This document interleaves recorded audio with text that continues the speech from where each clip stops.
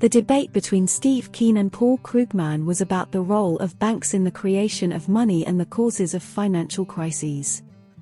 It began in March 2012, when Keen published a paper criticizing Krugman's work on the financial instability hypothesis.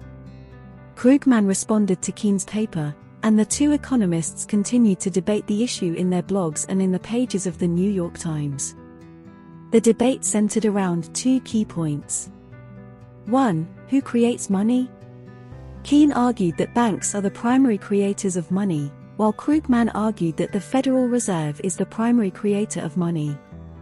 2. What causes financial crises? Keen argued that financial crises are caused by the expansion of credit by banks, while Krugman argued that financial crises are caused by a combination of factors, including excessive risk-taking by banks and poor regulation. Keen's argument about the creation of money is based on the theory of endogenous money. Endogenous money theory argues that banks create money when they make loans. When a bank makes a loan, it creates a new deposit in the borrower's account. This new deposit is then available to be spent, which increases the money supply. Krugman's argument about the creation of money is based on the theory of exogenous money. Exogenous money theory argues that the central bank creates money when it buys assets. When the central bank buys an asset, it pays for it with newly created money. This newly created money then enters the economy and increases the money supply. Keen's argument about the causes of financial crises is based on the work of Hyman Minsky. Minsky argued that financial crises are caused by the process of financial innovation.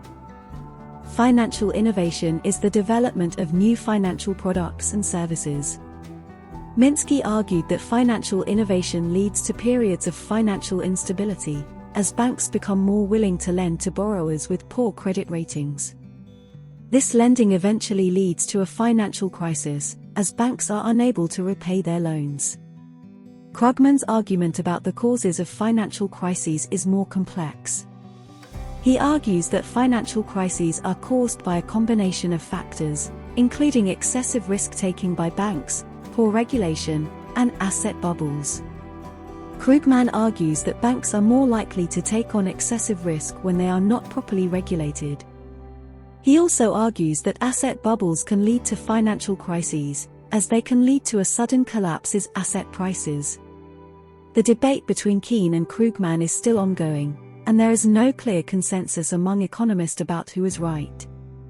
However, the debate has helped to raise awareness of the important role that banks play in the creation of money and the causes of financial crises.